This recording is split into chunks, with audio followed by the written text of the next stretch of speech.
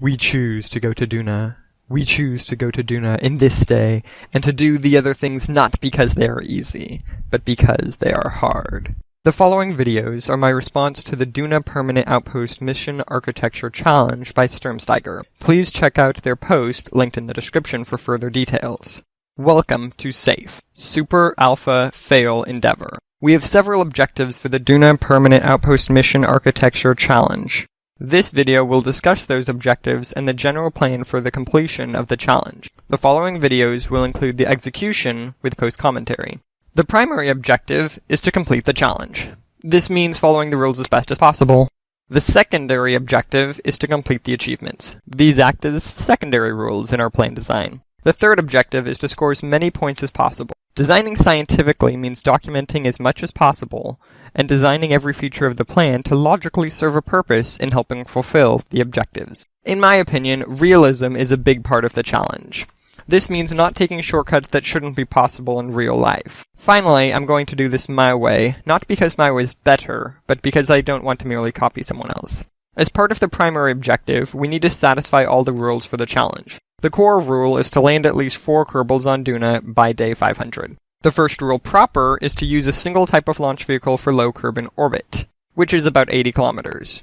Next, we must only launch once every interval of time. That interval is equal to the payload mass for a launch vehicle multiplied by 2, or 1.5 if we use a launch vehicle that is more than half recoverable, in terms of the mass of the part of the launch vehicle initially contained at launch.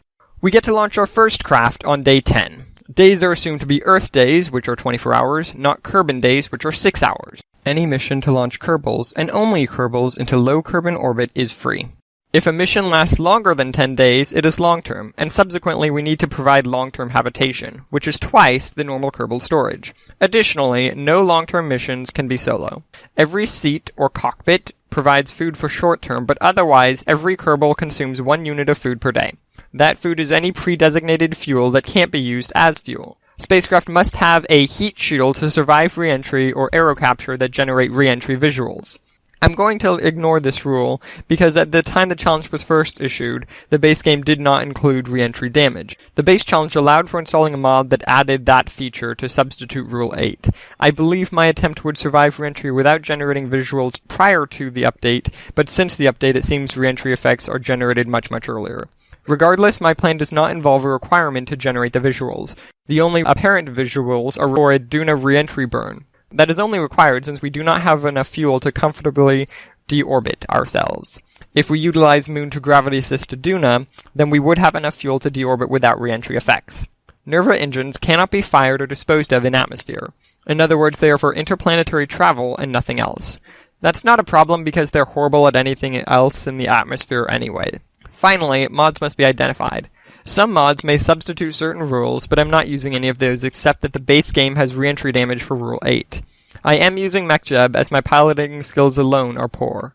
MacLeod alone is also bad at ascent and descent, but together we're invincible. Almost. For the times when our powers combined aren't enough, there's always quick saves, or as I like to call them, simulations. For this series, I've already cut the simulations out, but I may add in a failure episode or two after. And that's it for the rules. Oh wait, there's more! Well, actually there isn't, but we do have the achievements. Each achievement has multiple levels of success. The first is mission execution. I've already recorded the first 1,015 days, so we do have this achievement complete to the 3rd degree. The second, crew mobility, is to give Kerbals access to a rover. No problem, free rover privileges for everyone. Level 2, scored. Base mobility is the 3rd achievement. For convenience, I've already included wheels on all vehicles, so this achievement is completed to the fullest. The next achievement is crew safety. If any non-crewed craft is totally obliterated, the crew won't die. I'm assuming if this were to happen, you could immediately abort the entire plane and return home. Better than losing a life, right? The next part is where it gets a bit tricky. The crew must be able to survive if any vehicle loses 20% delta V or an entire engine. With a bit of careful redesign, this is easily possible with my plan. I won't go over all the ways my plan could go wrong, but I will discuss most of them. 20% delta V loss, all vessels are stocked with 20% extra delta V, assuming a moon or an ichthys are used. If they aren't used, abort is possible, and if it isn't possible to abort, send a rescue vehicle to wherever you end up. If the engine fails on the transfer stage, there are two engines. Disconnect one, reposition on the other end for single engine use, drop the broken engine if still attached, continue as planned. If the engine fails on the launch stage, abort launch by turning all engines off, activate all parachutes and disconnect any non-crewed stations. Alternatively, continue as planned if the engine loss isn't critical to function. If the engine is lost on any vessel prior to deorbiting, don't deorbit, immediately return home and cancel mission. If the engine's lost on the inhabitor during or after deorbiting, disable opposite engine, leave one inhabitor on Duna's surface. Optionally, dock one inhabitor with another while on the surface somehow and launch while docked. Drop the non-occupied inhabitor when empty to save on fuel. I don't know if that's actually possible. Anyways, 6 Kerbals will have to sacrifice their long-term habitat to share a 4-seater with 3 people, but they will live. And this is possible regardless of whether or not you can dock an inhabitor with another one while on the surface. If the engine is lost on a food storage, land with a single engine very carefully. It has parachutes and wheels to break the fall, but some damage is likely. Refuel the Kerbal's food with whatever survives and evacuate at the soonest transfer window. Engine loss on rover prior to atmosphere, don't land the rover. Kerbals get less vehicles, deal with it. Engine loss on rover while in atmosphere, the rover has parachutes to help. This part's a little iffy. Have every Kerbal unstrap themselves prior to impacting the ground and jetpack up. The rover will impact at around 20 to 50 meters per second, so part of it may or may not be destroyed on impact. Slowing down via jetpack should work every time, if each Kerbal jumps simultaneously with correct timing. See Halo Reaches Poseidon's Layer puzzle map for an example of this. Additionally, the engine and fuel tank can be optionally discarded to slow reentry at the cost of not bearing the impact itself. This was possible in-game. The lore method is as follows. If the engine fails before firing during reentry, every Kerbal is to unstrap themselves after the rover stabilizes during fall and hold hands. When the rover is a few hundred meters above the ground, one Kerbal activates the switch that cuts the parachutes automatically. The others hold onto that Kerbal and the parachutes for dear life. This is far safer than the time-sensitive jump, and in real life would be trivially easy to pull off, but is not possible in-game. Engine loss on crew landing on Kerbin during re-entry is possibly the worst-case scenario. The crew launch vehicle has only one engine and will not land without some explosions if that engine goes out during re-entry. In hindsight, I should have included a decoupler just above the fuel tanks for this very scenario, but I already filmed. So, say the plan says to include the decoupler, and the rules say that crew transport doesn't really count anyways, so whatever. Finally, mission robustness. First, any singular launch won't prevent accomplishing the primary objective. Pick any one launch on my schedule, cross it out, move all other launches up one, mission objective will still be complete. The second stage requires that in addition, any total vehicle loss will not prevent accomplishing primary objective. Like before, cross out any 2 launches, move the others up accordingly. Worst case is to lose the first 2 launches. Third is a base, which will allow the completion of the challenge by the second transfer window. 8 Kerbals will arrive on day 347. The next objective is for maximum points. There are 2 categories here, but neither conflict. The first is early mission score. The points scored are equal to the sum of the number of days each Kerbal is on Duna before day 500. The sustained score is the same, but before day 1000. These require maximizing the number of Kerbals launched and sent to Duna before day 739.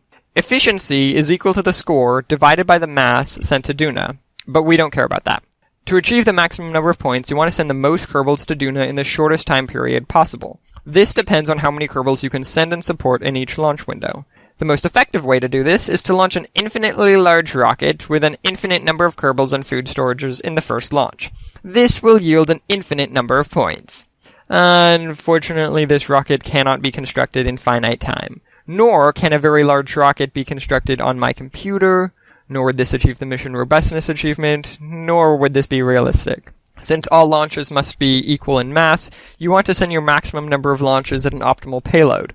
The number of launches you have depends on the time between launches, which depends on your launch size. In our scenario, we have up until day 739 to send mass to Duna. We also have a bonus launch at day 10.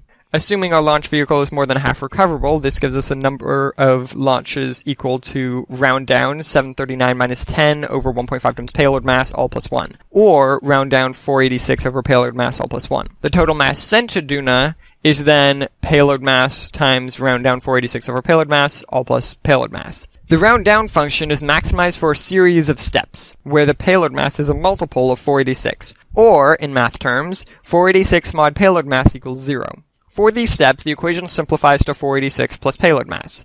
For each step, there is also a distinct number of launches equal to 486 over payload mass plus 1. Thus, the lower the number of launches, the higher your total payload to Duna, which means the higher your total point score. For practical reasons, I'm going to pick 7 launches, which gives us a maximum payload mass of 69.429. The number of launches possible for each transfer window can be solved for mathematically. Simply calculate the date of the transfer window and compare it with the latest date of the launch window that is smaller than the transfer window. In our case, we can launch once before the first window, twice for the second, third, and fourth windows, and 3 times for the fifth window. The mass actually sent to Duna is less than the maximum payload. This is because you need fuel and an engine to get to Duna. The best engine to use is the LVN Nerva atomic rocket motor, which has a mass of 3 and specific impulse of 800 seconds. The amount of fuel you need can be found with the rocket equation. For those of you unfamiliar with it, remember Newton's law, force equals mass times acceleration? Well, it can also be written as the change in momentum over time is equal to the total outside force. In the case of a rocket, there's no outside force, so momentum is conserved.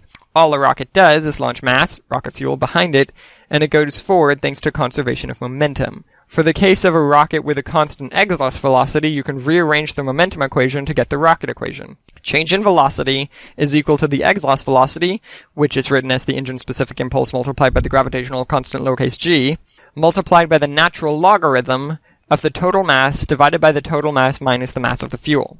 The change in velocity required to get to Duna is at least 860 dV. This is assuming you create an intercept with Moon, gravity assist all the way to Duna, and aero brake in Duna's atmosphere into a perfect landing.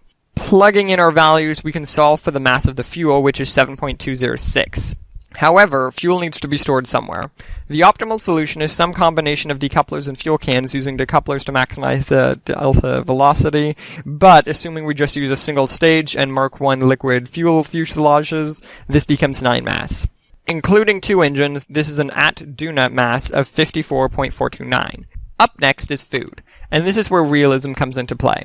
Each Kerbal will spend about 960 days in transit, given the separation of the from Kerbin to Duna interval and the from Duna to Kerbin intervals.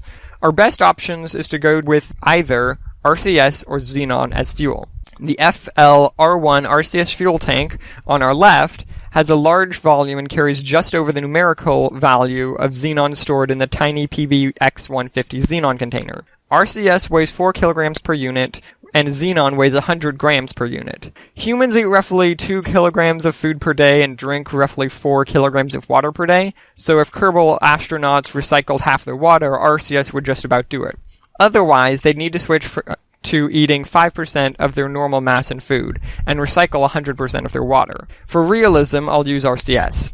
Since we need food for 960 days, this means food will weigh 4.08, including our short-term food and best possible containers, per Kerbal. With regards to housing, we have a number of options. These are just some of the most mass-efficient options. On the far left, you'll see a large passenger jet section. Now, I don't know about you, but I don't think 2 seats on that is enough for long-term habitation. Would you survive if I locked you into a half-occupied 747 airplane for 64 days? The horror.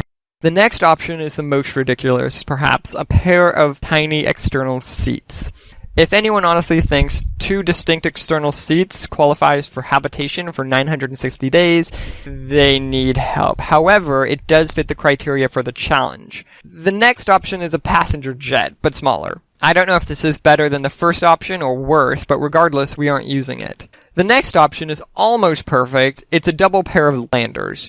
Each is fairly spacious, but they are separate and they are small. The final option is the one I picked, the worst of the lot here but better than any other for mass, the PPD-10 hitchhiker storage container. It includes some storage inside, seating for 4, and is plenty spacious, perhaps one of the most spacious vehicles per person ever. These will weigh 1.25 mass per Kerbal for long-term habitation. For the return trip, let's assume they just lift the storage container into orbit, gravity assist off Ike, and aero brake into a Kerbin orbit. I doubt that's even possible, let alone reasonable. But this would give us a delta V of 1690, found from various tables online. Using the 2477 Twitch liquid fuel engines and our trusty rocket equation, this requires 2.475 mass with fuel cans considered. This gives us a total mass per Kerbal of 6.68 per round trip. With this mass, we can fit 8 Kerbals round trip in one launch vehicle, but only just barely by 0.989 extra mass, which is supposed to include things that kind of are necessary. You know, like an engine to leave Duna, or enough fuel to actually go to Duna or to Kerbin, or enough fuel for 20% extra DV, or docking ports, or rovers, or lights, or power generation, or structural parts, etc. The full design process is just that, a process. Once I finished some testing, I came up with a 3-subpart design that fits a 2-launch style modular plan. The first part is the food supplier. 2 of the round RCS tanks are actual fuel, and the rest is food, storing 1,870 food. It has power mobility, landing thrusters, remote control, and parachutes. The second part is the inhabitor. It is long-term storage for 2, 360 fuel, a bit of food from the housing unit, power parachutes, engines capable of leaving Duna, remote control, light, and mobility. The final component is the rover. It is power capable of operating at night, mobility, a landing thruster, parachutes, room for 4, and some science parts. The base launcher consists of 4 inhabitors, 2 rovers, a food supplier along with some extra food, 2 engines with potential for swapping to 1, and some power generation. The supplier's launcher consists of 4 food suppliers, some extra food, 2 engines with potential for swapping to 1, some power generation, and enough fuel for the return trip. The crew transport is a standalone single-stage-to-orbit vessel capable of operating without a crew and at night. The launcher is a 2-stage vessel. The booster stage is less than half of its total mass, and its fuel is fed to the main stage. The remainder can land without re-entry effects, even with the latest update. It can be remotely operated and has power for all hours of the night. Finally, we have my schedule. This is mostly predetermined thanks to my modular design and the transfer windows and launch windows being fixed. A single supplier can support 1 base for the full round trip, and each food supplier module will support it for 1 transfer window. This concludes the video. Fly safe.